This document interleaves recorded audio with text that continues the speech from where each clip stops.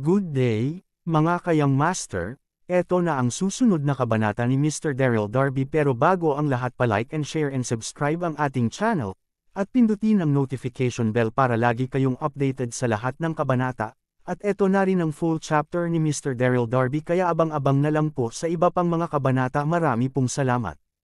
Ang asawa kong tinitingala ng lahat. Kabanata 2780. Hindi mapigilan ni Daryl na asarin si Laura muli nang napansin siya nito.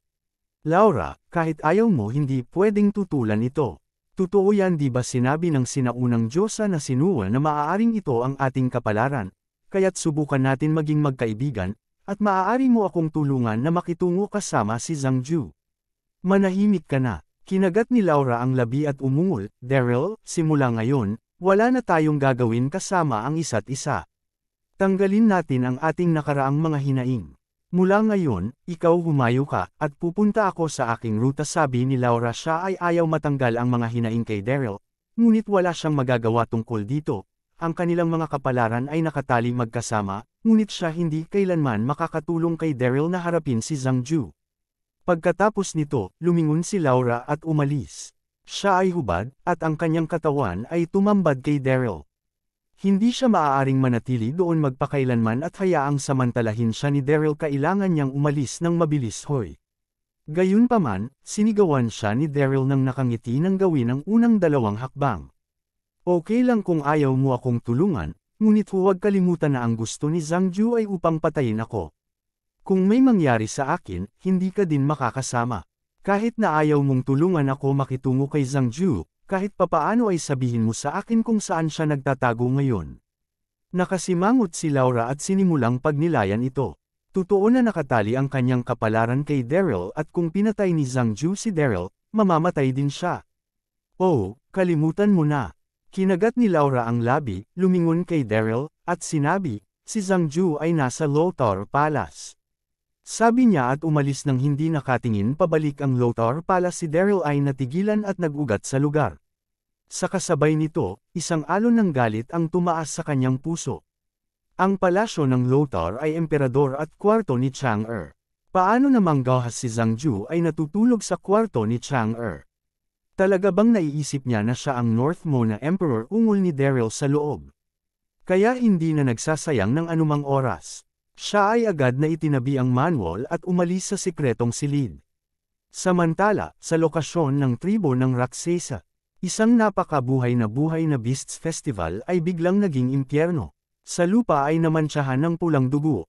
Sa panahon ng mabangis na laban, ang mga tauhan ni Jack at ang sumunod na nahulog ay ang mga mandirigma ng tribo ng Raksesa isa-isa pa sa mga pool ng dugo. Ang dalawang mga panig ay naglalaban ng mabangis sa araw at gabi.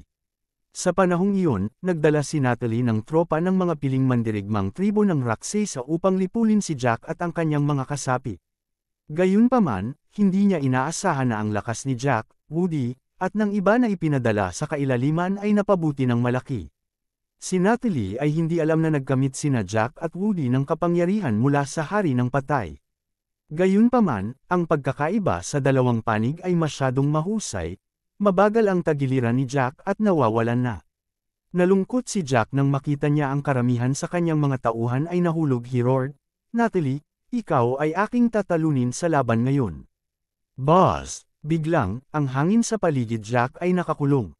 Isang kakilakilabot na puwersa nagkalat mula sa kanyang katawan. Azure destructive palm. Bilang ilan malamig na mga salita na umalangaw mula sa bibig ni Jack, ang maulap na langit sa umaga biglang lumabog. Tinakpan ang langit ng siksik na itim na ulap na parang ito ang wakas ng mundo. Anong uri ng spell ito? Ano ang isang malakas na enerhiya ng yin? Hindi yun ang isa sa aming tribo ng Raksesa na mga diskarte. Maraming mga mandirigma sa tribo ng Raksesa ang nasa gulat na dama nila na ang mga diskarte na ginanap ni Jack ay lubos na iba sa mga nakasanayan nila.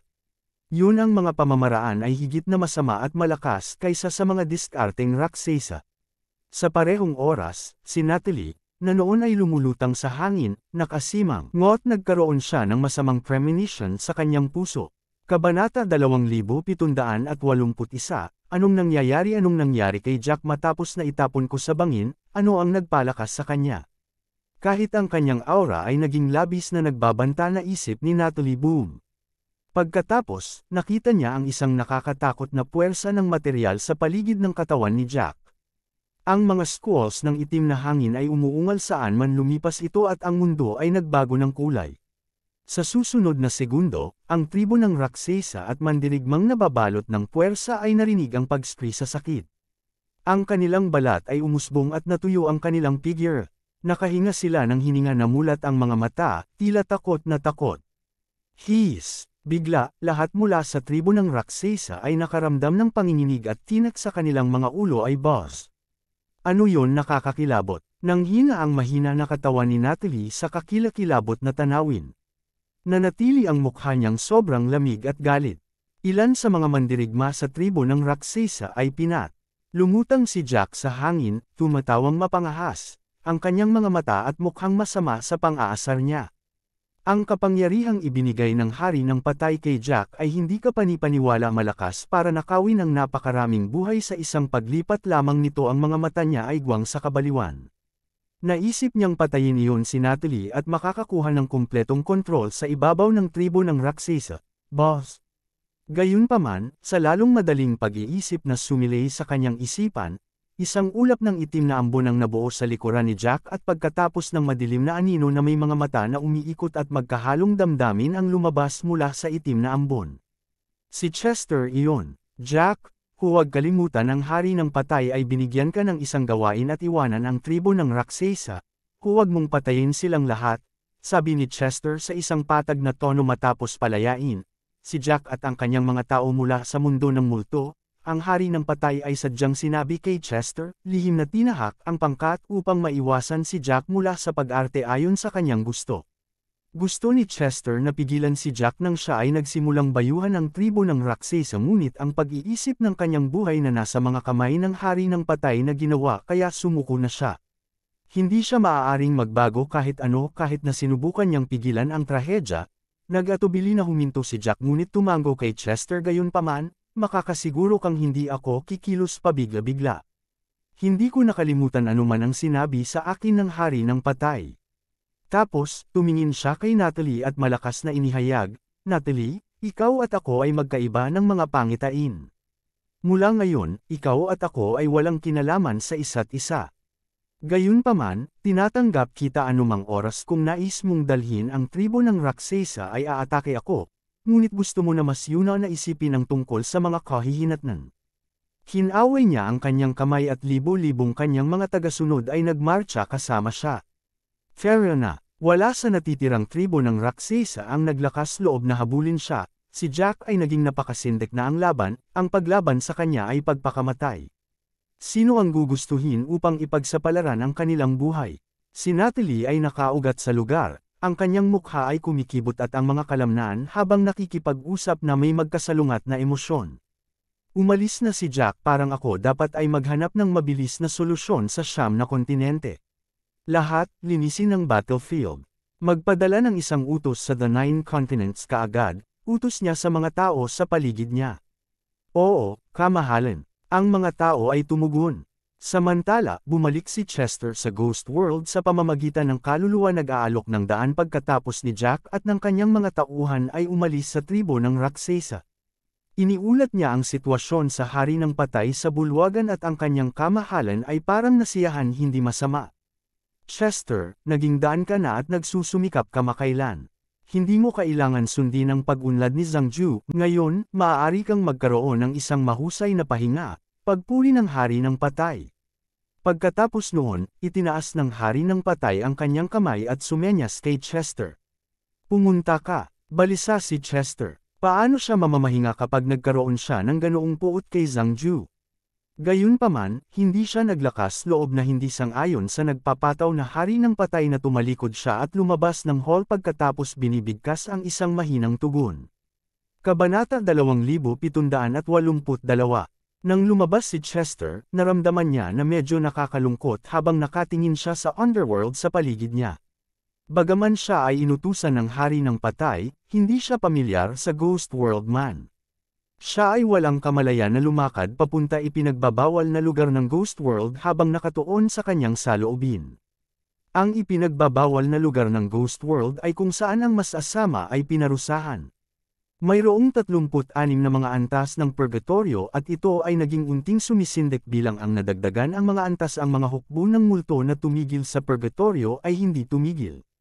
Si Chester habang siya ang sinugo sa hari ng patay bagkus, napakamagalang nila sa kanya. Bagaman si Chester ay may pag-iisip na handa, hindi niya mapigil ang tumanggap ng isang matalim na hininga nang makita niya ang malagim na eksena. Ang bawat antas ng purgatorio ay puno ng maraming mga masasamang tao mula sa 9 na mga kontinente.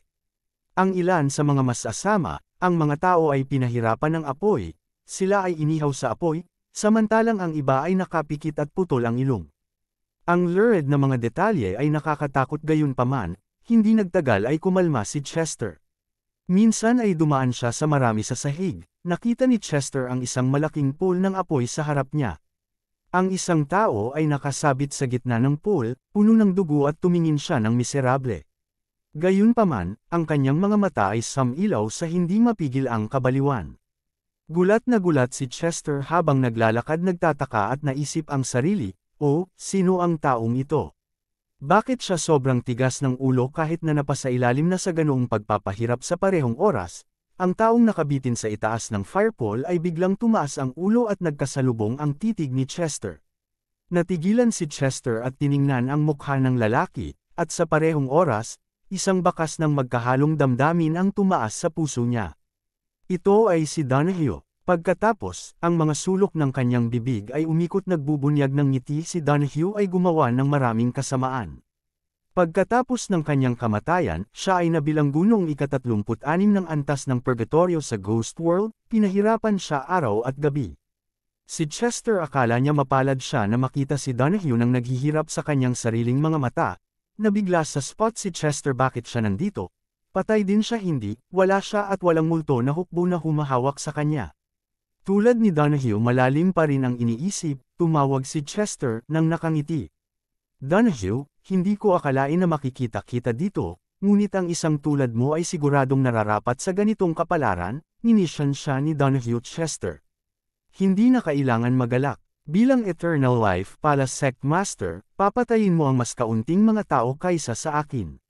Kung hindi, bakit ikaw nandito ako ang sinugo ng hari ng mga patay? Siyempre, narito ako, maikling sagot ni Chester nagulat si Donahue habang nakatitig ng blanko kay Chester. Nawala siya sa mga salita ano siya ang utos ng hari ng patay paanong nangyari ito. Pagkatapos ng ilang segundo ng pagiging stupefied, Donahue sneered, akala ko ikaw ay mahusay ngunit ikaw ay naging isang aso na nagtatrabaho para sa hari ng patay. Ngumiti si Chester at hindi tumugon. Kung sinabi ito sa kanya ni Donahue 1 taon na ang nakalilipas, galit na galit siya, ngunit ang mga bagay ay naiiba noon. Si Donahue ay patay at siya ay nasa purgatorio. Doon ay hindi kinakailangan para si Chester upang maging pinuno si Donahue. Si Chester ay tumingin kay Donahue at sinabing, ako talaga ay nasiyahan na makita ka, ang banta ay nagtatapos hanggang dito ganito ngayon. Tapos siya ay tumalikod at umalis. Ang sama ng mood ni Chester at nang makita si Donahue ay naging lubos na masaya. Gayunpaman, tumigil ang sigaw ni Donahue si Chester ay nasa kanyang mga track, hang on. Ano, huminto si Chester, nakasuot ng kakaibang ngiti. Kabanata 2783. Ang mga mata ni Donahue ay pamitik at siya ay dahan-daw ang sinabi. Dahil ikaw ay isang utos sa ilalim ng lupa, dapat mayroon kang pribilehyo. Tama kumunat ang noo ni Chester at tumingin kay Donahue. Bakit mo natanong huminga ng malalim si Donahue? Sasabihin ko ang sikreto kung ilalabas mo ako. Ano, nagulat si Chester sa kahilingan. Pagkatapos, umiling siya at ngumiti. Donahue, nabaliw ka na ba mula sa pagkakulong sa palagay mo ba posible para makalabas ka? Mukhang determinado si Chester nang siya ay sumagot sa isang maalab na pamamaraan. Si Donahue ay isang kontrabida at siya ay may matagal ng paninindigan na puot kay Chester at sa kanyang mga kapatid. Paano siya pakakawala ni Chester? Tumawa si Donahue at pinagtawanan si Chester nang siya ay matigas ang ulo tungkol sa kanyang desisyon. Chester, inaangkin mo na ang isang patayong Ginoo, ngunit ngayon naging traidor sa 9 na mga kontinente sa pamamagitan ng pagiging utos sa hari ng patay. Nagtataka ako kung paano ang mararamdaman ng mga tao sa the 9 continents ay pakiramdam kapag nalaman nila. Ang sumbong biglang nagalit si Chester. Anong ibig mong sabihin? Huminga ng malalim si Donahue at sinabi ng dahan-dahan, ang hari ng patay ay ambisyoso at nais na makontrol ang siyam na kontinente. Labis niyang kailangan ng ilan sa mga makapangyarihang sa The Nine Continent na magsasaka upang maging kanyang mga alagad. Nang ako ay unang pumasok sa Ghost World, ang hari ng mga patay ay nag-alok sa akin, ngunit ako ay tumanggi. Pagkatapos, sumulyap si Donahue kay Chester nang may halong emosyon. Hindi ko akalain na ang matuwid na sectmaster na si Chester ay magsisilong sa hari ng mga patay. Hahaha, lumitaw ang Donahue na mapagmataas noong siya ay nagkomento tungkol kay Chester. 3 taon na ang nakalilipas, pumasok si Donahue sa Ghost World matapos na atakihin at pinatay ng isang higanteng sawa sa lambak ng kamatayan sa lihim na desertadong lihim na rehiyon. Sa oras na iyon, ang hari ay itinapon ng patay si Donahue sa purgatorio para sa kanyang masamang gawain. Gayunpaman, ang hari ng mga patay sa lalong madaling panahon ay ipinatawag si Donahue at tinanong siya kung siya ang magiging ninya niya. Si Donahue ay isang bihirang magsasaka sa Siyam-eng mga kontinente, kung tutuusin, kahit na siya ay gumawa ng maraming masasamang gawain. Kahit na siya ay masama, siya ay labis na mayabang. Hindi niya nais na magsumite ang kanyang sarili sa pamumuno ng hari ng mga patay. Nakanganga si Chester habang nakaharap sa pangungutya ni Donahue, ngunit siya ay walang imik. Si Chester ay sumilong sa hari ng patay dahil wala siyang ibang pagpipilian. Kung hindi ito para kina Daryl at Dax, pati na rin bilang kanyang paghihiganti laban kay Zhang Ju. Reincarnated sana si Chester sa matagal na panahon pagkatapos ay muli, paano niya magawa aminin ang katotohanan kay Donahue? Sa parehong oras, si Chester din ay nagulat. Ito pala ay ang hari ng talagang nilayo ng patay na mamuno sa siyam na kontinente. Si Chester napagtanto na may mali nang gumawa ang hari ng patay, si Jack at ang iba pa ay hiwalay sa tribo ng Raksasa. Matapos kumpirmahin ang katotohanan kay Donahue, si Chester ay naging malabo kung ito ang kaso, maaari ba akong magpatuloy nagtatrabaho para sa hari ng patay? Umilo ang mga mata ni Donahue nang nanatiling tahimik si Chester. Kahit na 3 taon ako nakakulong dito, alam ko ng maraming tungkol sa mga sikreto ng hari ng patay. Kung hahayaan mo ako na, sasabihin ko sa iyo ang lahat. Hindi pa ba palagi mo itong nakikita bilang iyong tungkulin na magbigay ng kontribusyon sa ikabubuti ng siyam na kontinente? Sabi ni Donahue. Hindi sinagot ni Chester si Donahue, ngunit huminga siya ng malalim at sinimulang isipin na si Donahue ay nagtaksil. Kahit na totoo ang sinabi niya, minsan na siya na pinakawalan, marahil ay gagawa siya ng masama. Muli na isip ito ni Chester at sumulyap kay Donahue. Donahue, ikaw ay hindi mo ako dapat lokohin. Kilala ko ang hari na yan ng patay ay mapaghangad, ngunit ito ay magiging isang sakuna para sa The Nine Continents. Kung papayag ako na pumunta ka, ikaw ay maaaring masiyahan sa pagpapahirap dito. Pagkasabi nito, tumalikod siya at umalis. Ang mga mata ni Donahue ay mapula habang pinanood ang pag-alis ni Chester at sumigaw siya, Chester, magsisisi ka, sa gagawin mo siguradong pagsisisihan mo. Gayunpaman, hindi siya narinig ni Chester at di nagtagal ay umalis sa purgatorio. Samantala, ito ay gabi na sa loob ng North Mona, at ang palasyo ng Lothar sa loob ay maliwanag pa rin na naiilawan ng palasyo na nagpatrolya ang mga tanod sa bakuran. Kabanata 2784. Whoosh, tahimik na lumapit ang isang madilim na anino. Ang matalino at kaakit-akit na figure ay nagkaroon ng determinadong tingin. Si Daryl iyon. Galit siya nang siya nalaman na si Zhang Ju ay nasa Lothar Palace. Akala niya matapang ito kay Zhang Ju, naiisip niya na nagpahinga sa kama ni Empress Chang'e at pag-uugali na iyon ay hindi nagparaya. Napagpasyahan niya na kailangan niyang tanggalin si Zhang Ju kahit na gabi. Pagkatapos, sa kataas-taasan na kumperensya, sasabihin niya sa lahat ang katotohanan at linisin ang kanyang pangalan. Di nagtagal, si Daryl nakarating sa pasukan ng Lothar Palace nang hindi nakita ng mga tanod ng palasyo. Sa pagkakataong iyon, sa katatakutan ni Daryl, siya ay narinig ang isang nalulumbay, malambing na boses na darating galing sa palasyo. Tumunog ang tao sa sakit na parang mula sa isang tiyak na mahiwagang kapangyarihan. Nanginginig si Daryl sa gulat. Kumunat ang noo ni Daryl. Si Zhang Ju ay hindi mapigil sa kama ni Chang'e. Wala siyang oras na mag-isip bago siya nagmamadaling pumasok sa bedroom. Siya at dumaan sa ilang butil at sa mga kurtina ng organza sa harap ng kanyang mga mata lumapag sa dragon at phoenix bed. Tuluyan nang natigilan si Daryl. Nang si Zhang Ju ay wala sa Dragon at Phoenix bed. Sa halip, nagkaroon ng magandang figure. Isang babaeng may isang perpektong figure inilatag doon tulad ng isang magandang gawa ng sining. Napakaakit niya, ang isa ay hindi maaaring kayang alisin ang kanilang mga mata of tila ang mislan niyang mukha ay eksaktong katulad ni Chang'e, ngunit naramdaman ni Daryl na kulang ang babae sa ugali ng isang ina sa bansa. Malinaw na peke siya. Makalipas ang ilang segundo, nag-react si Daryl. Siya ay galit na natagpuan ni Zhang Ju at may magpapanggap na Daryl at pagkatapos, kumuha siya ng ibang Chang'e sinong nandyan ang peking Chang'e iminulat ang kanyang mga mata nang marinig ang kilusan. Nabigla siya nang makita si Daryl at mabilis na umabot ng matagal ng tibak sa tabi niya. Gayunpaman, si Daryl ay mas mabilis. Nag-zoom siya pasulong sa nick of time at itinaas ang kanyang kamay upang magtap sa mga peking akupo ni Chang'e. Biglang, ang peking katawan ni Chang'e ay nanginginig at tumigil siya sa paggalaw. Sino ka, how dare you to trespass sa Lothar, pala sigaw ng peking Chang'e na parang pupunta at lunukon mo ng buhay si Daryl. Ang babae ay si Lin Karsten at sinabi sa kanya ni Zhang Ju na magpanggap na Chang'e. Bagaman mayroon si Zhang Ju na ginanap ang paghahanap ng kaluluwa na diskarte kay Chang'e, siya rin ay masigasig, at paminsan-minsan, ay may mga bagay na nagkamali, na inis sa kanya. Gayunpaman, ang kataas-taasang kumperensya ay papalapit na, kaya wala siyang pagpipilian ngunit upang makahanap ng iba na papalit kay Chang'e. Hindi kilala ni Lin si Daryl sapagkat hindi niya siya nakita dati.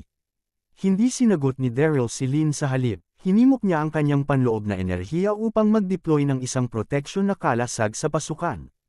Hindi magagawa ng mga bantay sa labas nang marinig ang paggalaw sa silid ng kama kapag ang kalasag ay nasa lugar na. Who are you? Paano ka nakapasok sa aking mga silid kama?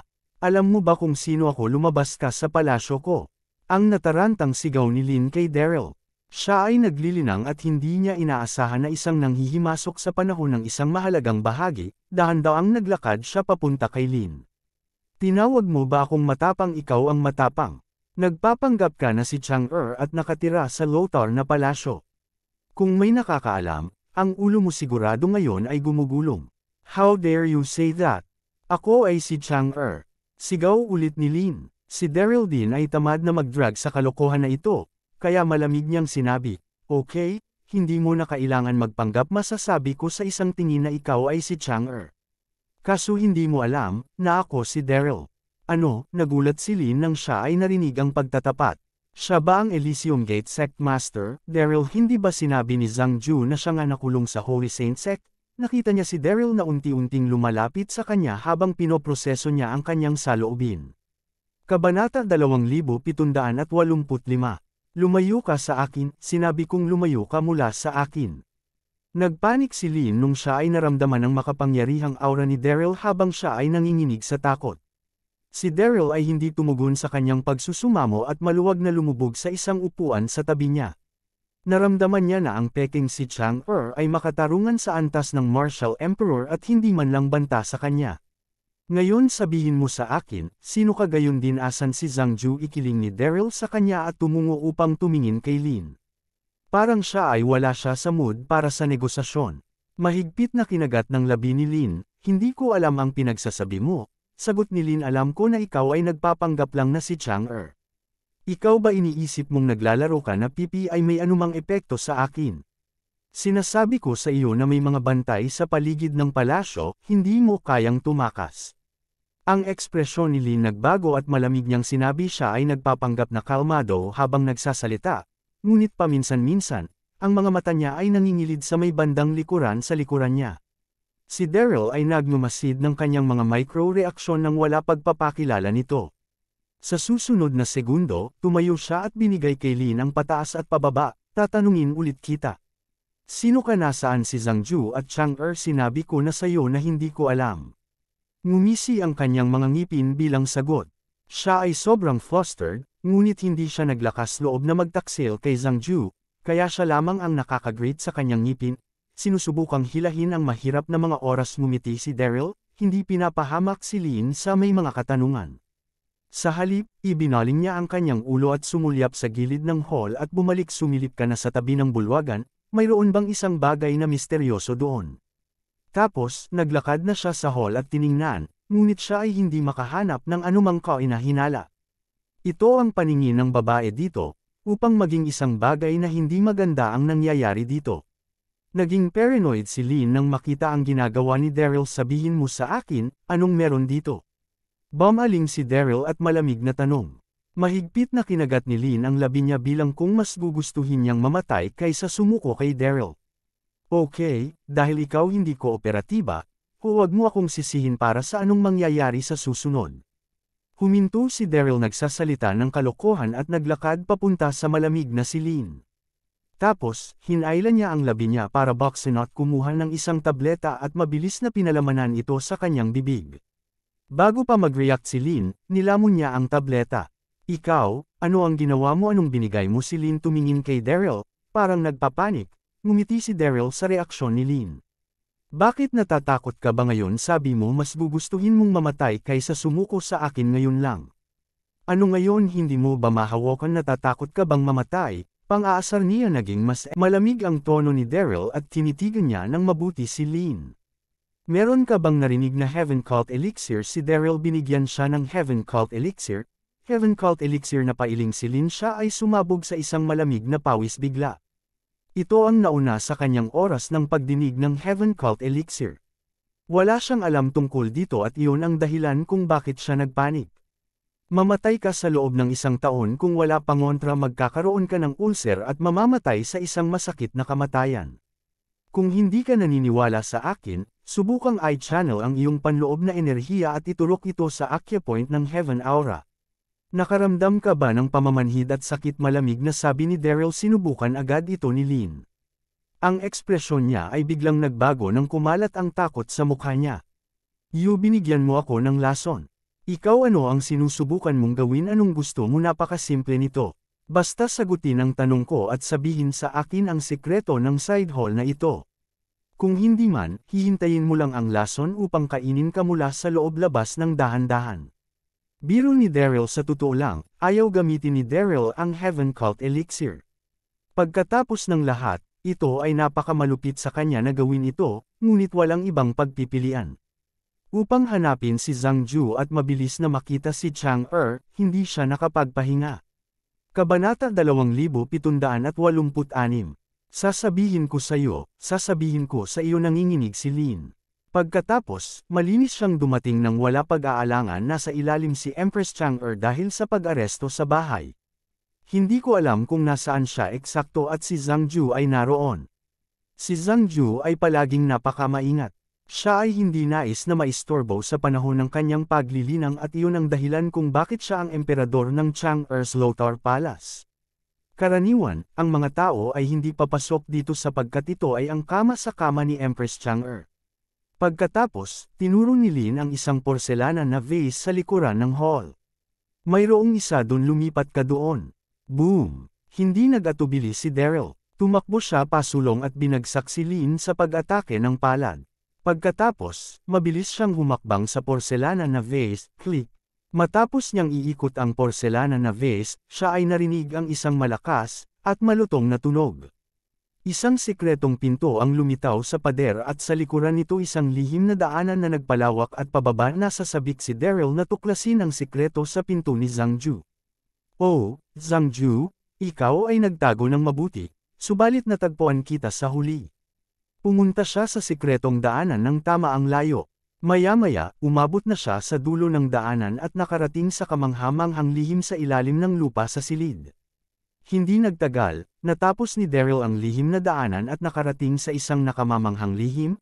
Sa ilalim ng lupang silid nakita niya ang sikreto at napakaluho ng silid na pinalamutian ng gintong kasangkapan. Kahit saan pagkalipas na makalusot na siya sa kabilang dulo ng daanan, siya ay nabati ng tatlong pader na nakaharap sa pintuan. Mayroong malaking tanso na salamin sa bawat isa sa tatlong dingding. Nakita niya ang mga salamin ay higit pa sa 2 yard ang taas. Ang kanilang mga disenyo ay simple at matikas, na may magandang mga pattern. Sa unang tingin, tumingin sila tulad ng mga sinaunang burloloy. Bukod dyan, isang kakaibang espiritual na kapangyarihan ang tila na dumadaloy sa loob ng mga salamin na tanso. Hindi pansin ni Daryl ang mga salamin na tanso. Sa halip, ang kanyang titig ay nakakulong sa taong nakaupo sa gitna ng lihim na silid. Ito ay si Zhang Ju. Umupo si Zhang Ju doon nagmumuni-muni, nakatuon sa kanyang paghinga at estado ng pag-iisip. Isang layer ng puting ambon ay nasuspine sa itaas ng ulo at dapat siya ay nasa isang kritikal na panahon ng kanyang paglilinang. Ang mga mata ni Daryl ay agad na naging kasing pula ng dugo nang siya ay nakita si Zhang Ju. Boss! Ang susunod na segundo, hinimok ni Daryl ang kanyang panloob na enerhiya at nahit si Zhang Ju pabalik na may atake sa palad. Ang hangin ay napunit kung saan man siya dumaan. Desidido si Daryl na patayin si Zhang Ju on the spot, kaya't gumamit siya ng 80% ng kanyang panloob na puwersa gamit ang palad na atake, na kung saan ay sumisindek. Si Zhang Ju ay hindi namalayan ang sinumang pumapasok sa sikretong kamera dahil siya ay ganoon at masigla sa pagninilay at siya ay nasa isang kritikal na tagal ng panahon. Ni sa oras na nadama niya ang anumang panganib, ito ay huli na. Boom! Ang atake sa palad ay tumama sa likuran ni Zhang Ju ng mahirap. Napaungol siya nang siya ay pinadalhan ng lumilipad hanggang sa matamaan ang pader ng katawan niya at siya ay nahulog sa lupa. Nagpumiglas si Zhang Ju na tumayo at galit nang makita niya iyon si Daryl. Daryl, damn it! Hindi kita inaasahan na lumabas ng Holy Saint Sect kaya masungit na sinabi ni Zhang Ju, kahit na bagaman sinugod lang siya. Yan ay isang kilos ng kanyang pagkontrol sa madla sumimangot si Daryl. Si Zhang Ju ay napakalakas, ang atake sa palad ay ginawa na may 80% ng lakas ni Daryl ay hindi sumakit ng kaunti kay Zhang Ju. Gayunpaman, siya ay nasugatan si Daryl ay hindi nagpapanik. Zhang Ju, mamamatay ka ngayon. Malamig na sabi ni Daryl pagkatapos, tumalon siya sa hangin at sisingilan ng diretso si Zhang Ju. Si Zhang Ju ay nasa kagaanan kahit na siningil siya ng buong buo ni Daryl, tumawa siya ng malakas. Gusto mo patayin ako, masyado kang kumpiyansa. Ikaw ay pumasok sa pintuan ng mag-isa, iniligtas ako ng maraming problema. Tapos siya ay umungol ng ilang mga spells. Whoosh! Biglang nakita ni Daryl ang tanso na nakaharap sa kanya. Bigla ang salamin ay naging sinag ng ilaw. Nahuli siya at ang kanyang katawan ay naiilaw ang ilaw. Bigla na lang siyang nakaramdam ng pagkahilo at ang panloob na enerhiya sa kanyang larangan ng enerhiya ay parang naapektuhan. Si Daryl ay galit na galit. Ano nga ba ang tanso na salamin? Ang ilaw na inilalabas ay maaaring makaapekto sa lakas ng tao. Grabe.